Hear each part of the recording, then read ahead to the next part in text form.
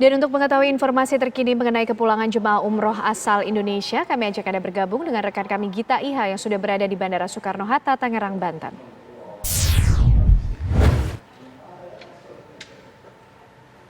Selamat siang Gita, bagaimana pantauan Anda di sana, prosedur yang diterapkan untuk para jemaah umroh yang sudah tiba di tanah air? Ya, selamat siang Ken, Ana dan juga pemirsa. Sebelum saya menjawab pertanyaan Anda, Ken, saya ingin mengatakan bahwa hari ini tepat pada pukul 9.30 tadi, pagi tadi 256 jamaah ibadah umroh asal Indonesia ini telah tiba di tanah air dengan kondisi selamat dan saat ini Ken, satu persatu dari ratusan jemaah tersebut baru saja selesai menjalani tes pemeriksaan dari kantor kesehatan pelabuhan dan satu persatu dari mereka sudah dijemput oleh keluarga mereka dari sejak mereka keluar sekitar 30 menit yang lalu. Dan Ken serta pemirsa, kita ketahui bahwa ada sebanyak 13 dari ratusan kloter pertama jamaah yang sudah berangkat ini yang mengalami ataupun yang terkonfirmasi positif dan masih menjalani karantina atau isolasi di Arab Saudi.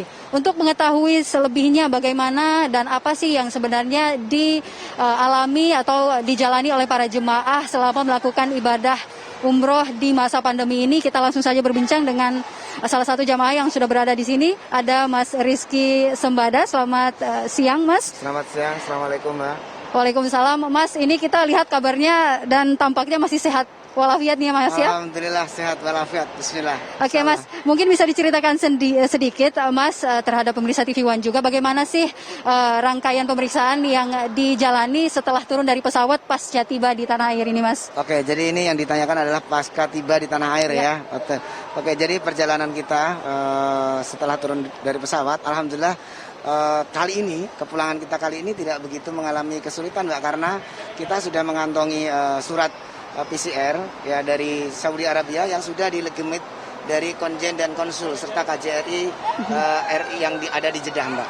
Jadi alhamdulillah tadi kami langsung menghadap ke KKP dan menemui Pak Tunggul ya, Kabid KKP, dan setelah wawancara sekitar 20 menit ya diperiksa di sana kelengkapan surat kita dan kami di interview ya tentang bagaimana sih proses PCR di Saudi Arabia. Alhamdulillah kami diizinkan untuk keluar dan tidak melalui karantina, Mbak. Oke, bagaimana sih Pak prosedur kesehatan baik di Arab Saudi kemudian dari pemerintah Indonesia sendiri selama menemani para jemaah yang ada di sana? Apakah cukup tanggap untuk bisa mengakomodir para jemaah yang sedang melakukan ibadah umroh di sana, Pak? Oke, kalau ditanya hal tersebut maka kita harus mereview kembali mereview kembali dari pertama kita berangkat. Ya, oke, dari pertama kita berangkat kita sudah ada regulasi dari Indonesia sendiri sebetulnya sebelum keberangkatan itu adalah melakukan karantina dan juga melakukan tes PCR. Tes PCR yang dilaksanakan ini berlaku 72 jam sampai kemudian mendarat di Saudi Arabia. Alhamdulillah jamaah kita yang sudah berangkat itu semuanya sudah melalui tes PCR dan dinyatakan negatif dari Indonesia. Namun demikian kloter pertama kita kemarin tanggal 1 November itu ada yang pending terbang karena tes PCR belum keluar. Ya. Kemudian ada 80-an orang, kemudian diberangkatkan pada kloter berikutnya yaitu tanggal 8 November yang hari ini pulang bersama kita. Nah, adapun di Saudi Arabia benar-benar di sana itu protokol kesehatan sangat ketat ya, sangat ketat sekali. Ketika kita datang ke bandara, mulai di bandara juga sangat ketat, social distance sangat diterapkan ya. Bahkan tas-tas kita disemprot oleh disinfektan. Kemudian kita keluar naik bis langsung, tidak boleh kemana-mana keluyuran sebagaimana yang biasanya ya. Jamaah biasanya kan bebas nih kemana-mana. Jadi dibimbing langsung masuk ke bis.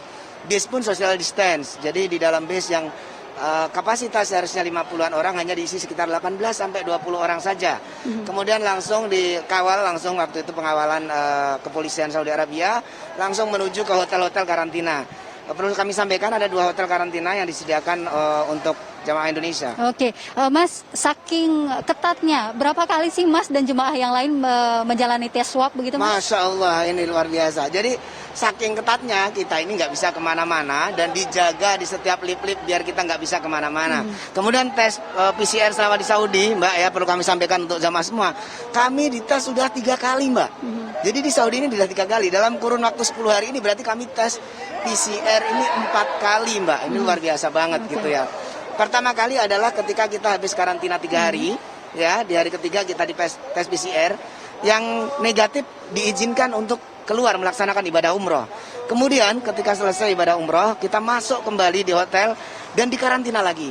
Setelah karantina lagi 2 hari, kemudian kita di tes PCR lagi. Nah, tes PCR ini untuk boleh atau tidak kita ke masjid. Nah, hasil yang kedua ini memang agak lama sekali sehingga kita menunggu. Akhirnya kita karantina lagi dan menjelang kepulangan kita melakukan tes PCR lagi, Mbak. Jadi tes PCR ketiga. Terus terang ini kami memaknai sebagai umroh karantina, Mbak. Oke, baik.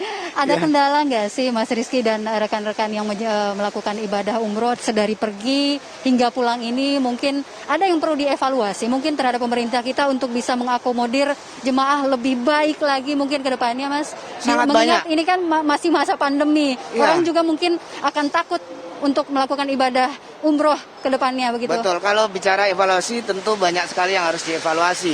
Karena ini memang umroh perdana dan Bapak Konjen kemarin menyebutkan sebagai umroh percobaan, masa percobaan.